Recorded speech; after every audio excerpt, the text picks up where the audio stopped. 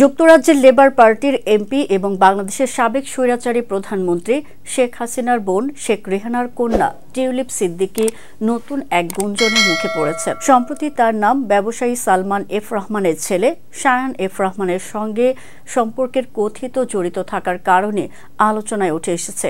London থেকে প্রকাশিত বেশ কয়েকটি সংবাদ মাধ্যমে দাবি করা হচ্ছে যে টিউলিপ সিদ্দিকী এবং শায়ান এফ রহমানের মধ্যে ঘনিষ্ঠ সম্পর্ক গড়ে উঠেছে। তবে এ বিষয়ে সরাসরি তাদের কোনো মন্তব্য পাওয়া যায়নি। শায়ান এফ রহমান বাংলাদেশের অন্যতম সফল উদ্যোক্তা এবং বহুজাতিক ব্যবসার সঙ্গে সম্পৃক্ত। অন্যদিকে টিউলিপ সিদ্দিকী যুক্তরাজ্যের রাজনীতিতে শক্ত অবস্থান ধরে রেখেছেন এবং প্রধানমন্ত্রী শেখ হাসিনার ভাগ্নি হিসেবে আন্তর্জাতিক অঙ্গনে পরিচিত।